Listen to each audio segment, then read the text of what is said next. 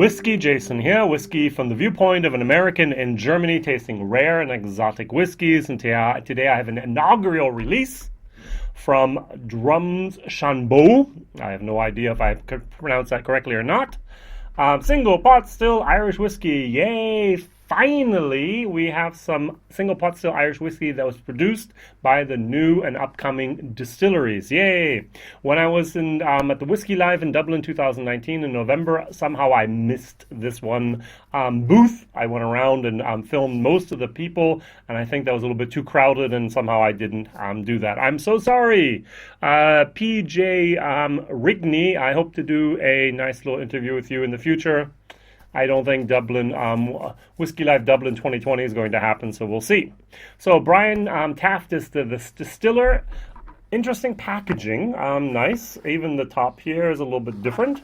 And you pull out the bottle, and the bottle looks fairly nice, I must say here, yeah? You have a nice little thingamadob here, thingamadoo.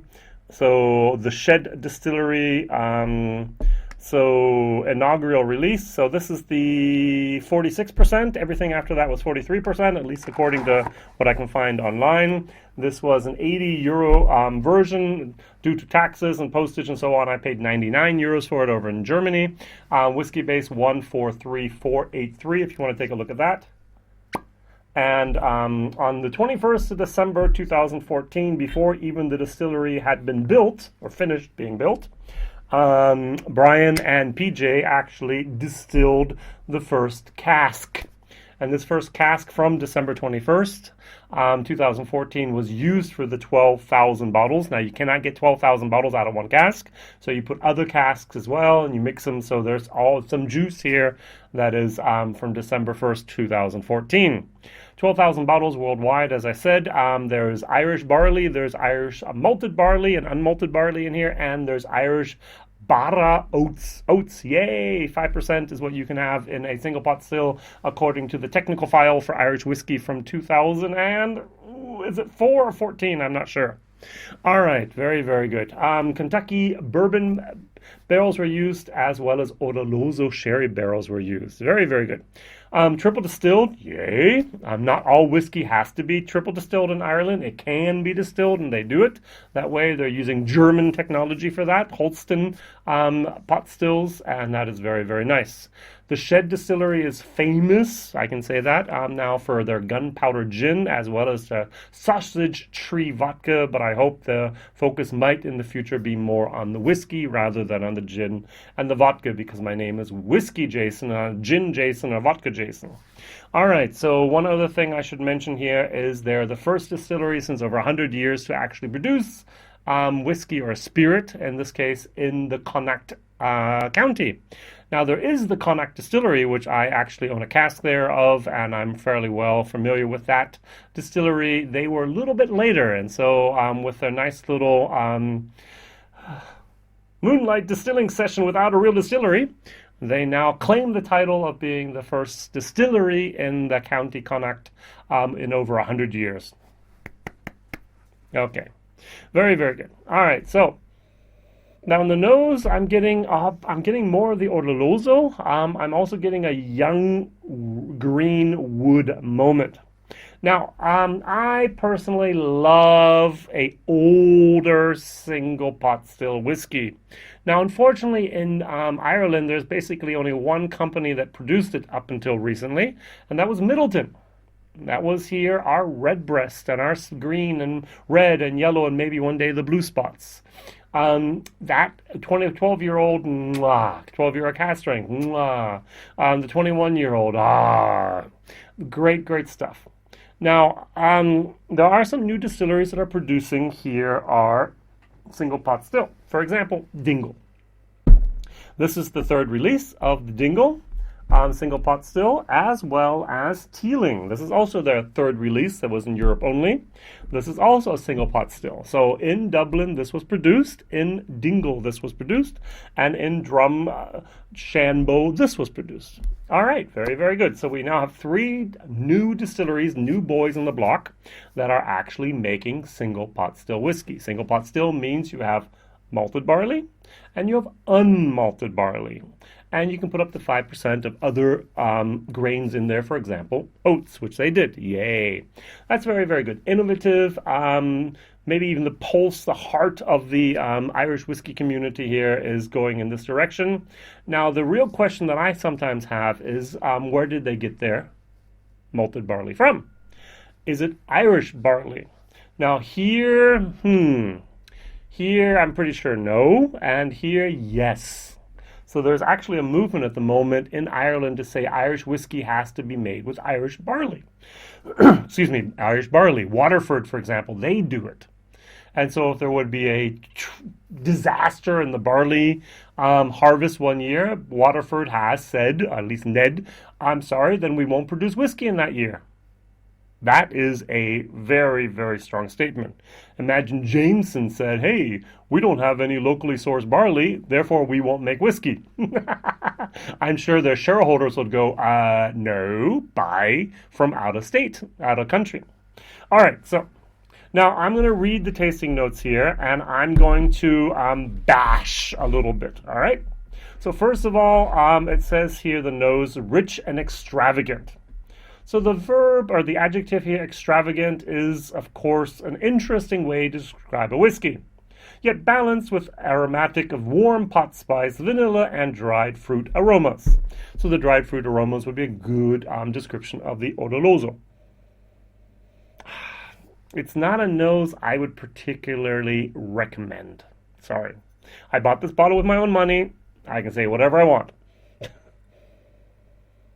There is a little bit of vanilla. There is that fruitiness there, but that green, wet, cardboard wood moment, almost even metallic, is still there. That youngness is so evident. All right, going over to the teeling.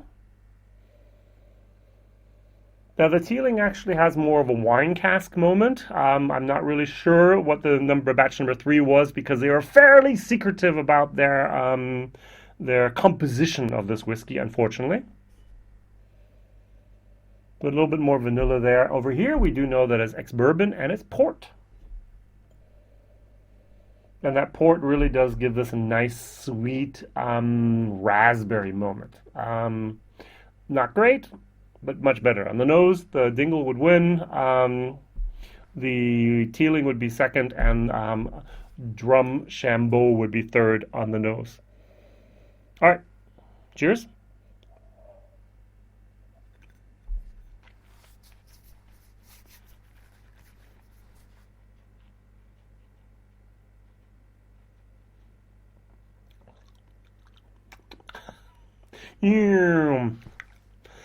The aftertaste, the echo in your mouth that happens when you swallow. Young. It's a herbal type of metallic type of stringency. Okay, it says here, taste complex and fully balanced. Well, I'm a different opinion. A glorious marriage of pot spice, fig, Oloroso Sherry, and toasted oak notes. All right, and the finish is what they say here. Elegant, with a wonderfully creamy mouthfeel. It lingers sublimely on the palate. All right, so as I said, I'm going to bash on the tasting notes here, all right? Take a look at the adjectives and adverbs that are used here. Extravagant, glorious, elegant, sublimely. Those are not tasting notes, all right? J.P. Rigney, if we ever meet, could we please be honest with our tasting notes in the future? This is BS. All right? So talk about your oak and talk about your sherry and talk about your different pot still spices, but get rid of all that marketing nonsense. So sorry. Absolutely hit the wrong spot in me while reading this, yeah? Exceptionally rare, extravagant, glorious, sublimely. Has nothing to do with the whiskey whatsoever. All right. Teeling, just trying this instead as a comparison.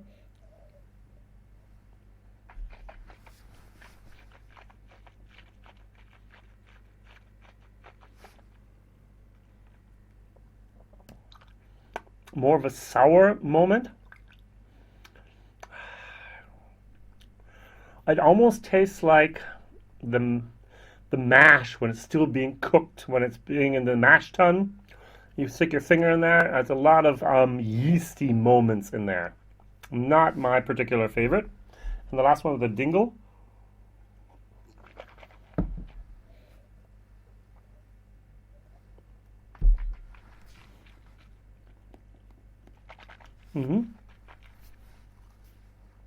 The port influences here are very, very evident. Towards the end, you also get this grainy type of sour mash type of moment.